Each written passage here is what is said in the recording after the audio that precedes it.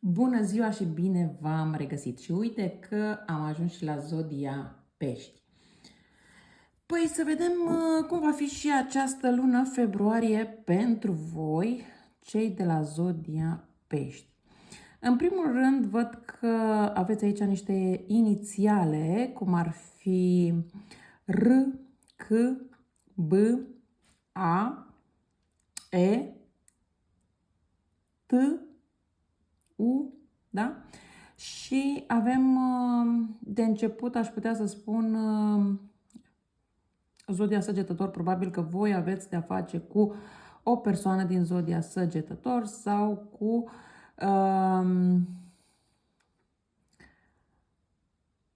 o persoană din zodia Leu. Oricum e o zodie de foc. Văd că aici în casa voastră, în familia voastră, sau cu ascendent într-o zodie de foc, da? Poate să fie persoana respectivă. Ideea este că alături de persoana respectivă veți lua niște hotărâri, veți face niște schimbări în viața voastră. Însă, aceste schimbări nu vin întâmplător, nu vin ușor. Da? Deci nu sunt niște schimbări care se întâmplă de la o zi la alta sau care vin destul de ușor. De ce spun asta? Pentru că voi trebuie să nu mai urmăriți ca toate lucrurile să se petreacă după cum vă doriți voi, ci doriți-vă ca ele să se întâmple așa cum trebuie să se întâmple. Nu neapărat că trebuie să țineți cont de dorințele celelalte persoane, dar este bine să lăsați lucrurile să decurgă de la sine, să se întâmple în ritmul lor. Aici cred că unii sau unele dintre voi vă grăbiți destul de mult să aveți niște rezultate, niște răspunsuri sau poate chiar vă doriți ca o anumită persoană să se reîntoarcă la voi. Aceste schimbări să știți că vor avea loc, dar trebuie răbdare. De ce spun că trebuie răbdare? Pentru că pentru unii această reîntoarcere poate să fie chiar și în luna februarie. Dar pentru alții această reîntoarcere poate să fie peste 5 luni de zile. Da? Dar dacă vreți neapărat să știți în cazul vostru personal când se întoarce această persoană, vă aștept la o etalare personală, pentru că aceasta este o etalare generală și nu pentru toată lumea este la fel în același timp. Bun, aici văd că mai aveți o persoană mai în vârstă, o persoană mai matură, cu care vă sfătuiți. Doar că chiar dacă vă sfătuiți cu persoana respectivă, nu cred că țineți cont în totalitate de ce spune persoana respectivă. Da, e ca și cum îi cereți sfatul, dar faceți tot după cum gândiți voi că este mai bine. În unele situații, într-adevăr, este bine, dar în unele situații mai trebuie să țineți cont și de cei mai în vârstă. Nu știu de ce, dar pentru o parte dintre voi, anul sau cifra, nu știu, 1936 reprezintă ceva. Nu știu ce reprezintă pentru voi sau pur și simplu aceste cifre adunate între ele să vedeți ce rezultat vă dă și în funcție de asta vedeți dacă numărul respectiv înseamnă ceva pentru voi sau nu.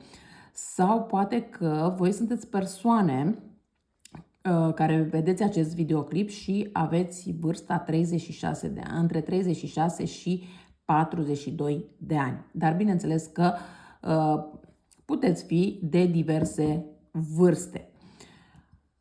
Aici mai pot să spun că o parte dintre voi în luna februarie veți auzi de nașterea unui copil sau poate că doamnele din această etalare își dau seama în luna februarie, maxim martie, că sunt însărcinate. Ideea este că este vorba aici de a lua niște hotărâri. Ce vreți să faceți pe mai departe cu această sarcină. Să o duceți până la capăt sau nu. E alegerea fiecăruia dintre voi.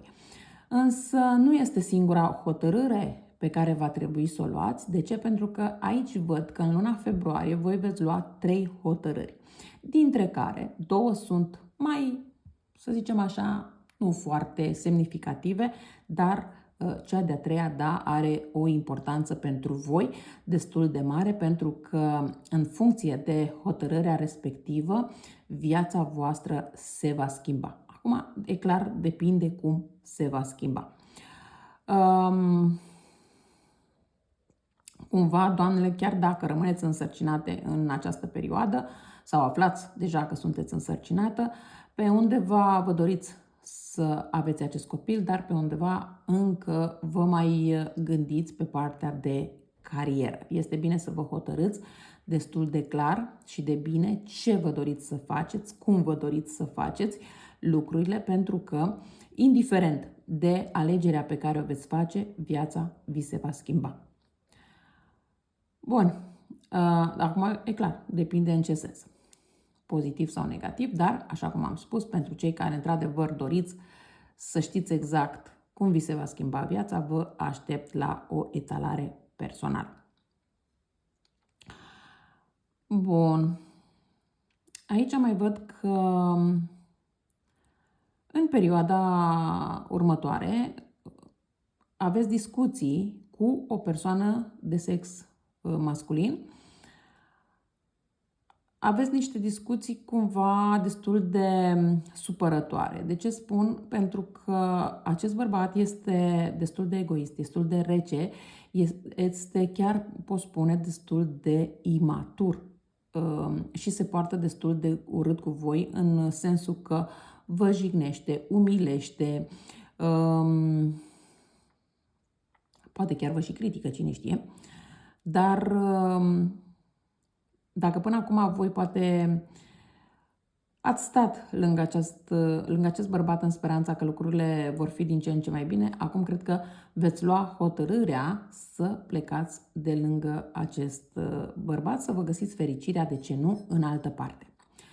Dacă întrebarea voastră este dacă această persoană la care voi vă gândiți destul de mult vă înșală. Poate că nu neapărat că vă înșală cu inima, da? Dar asta nu înseamnă că nu filtrează cu alte persoane. Asta nu înseamnă că nu se mai uită și în alte direcții. În unele situații, voi știți foarte bine și foarte clar că această persoană este căsătorit, căsătorită sau poate că are o relație stabilă. Dar cumva vreți să credeți că totuși această persoană se va îndrepta spre voi. Însă, din păcate, această persoană, sau din fericire, depinde de care baricadă sunteți, de care parte a baricadei sunteți, această persoană se îndreaptă spre persoana cu care are relația stabilă, cu care are relația de căsătorie. Dacă nu e relație de căsătorie, dar măcar este o stabilitate în sensul că locuiesc împreună și poate că au chiar și o afacere împreună, ceva de această natură. Voi, așa cum am spus, sunteți zodia Pești și încercați cumva să, chiar dacă se spune că sunteți duali, încercați de această dată să faceți lucrurile doar cumva să găsiți un echilibru și o stare, o cale de mijloc, da? Însă este destul de greu, pentru că indiferent cât vreți voi să mergeți cu această relație înainte, nu cred că lucrurile vor continua mult timp de acum încolo. Dar îmi este foarte clar că asta depinde de fiecare dintre voi. Pe lângă asta, văd aici că o parte dintre voi veți fi invitate într-o excursie, într-o vacanță sau să plecați undeva, să porniți pe un nou drum. Depinde acum ce fel de drum, poate să fie inclusiv un drum de schimbare de direcție a vieții, nu neapărat un drum de vacanță sau de excursie, dar acest parcurs nou pe care îl veți avea este un parcurs benefic pentru voi. Odată ce porniți pe acest drum nou, văd că veți lăsa totul în spate, veți lăsa totul în urmă. Este ca și cum, efectiv, vă luați familia și plecați, vă mutați, schimbați casă, schimbați oraș, țară, nu știu ce schimbați, dar indiferent, sau o parte dintre voi puteți schimba doar jobul. Nu are importanță ce schimbați, însă, indiferent ce schimbați, este spre binele vostru. Mai văd aici niște discuții destul de aprinsă cu o persoană dintr-o zodie cornută, Berbec, Taur sau Capricorn. Voi, aș putea spune, că încercați să dați această persoană la o parte pentru că nu vă plac anumite comportamente ale acestei persoane, anumite vorbe ale acestei persoane. Cred aici că mai mult este vorba despre o persoană din zodia Taur, dar acum e clar, este o etalare generală, nu personală și depinde de fiecare dintre voi. Bun. Da, vă văd...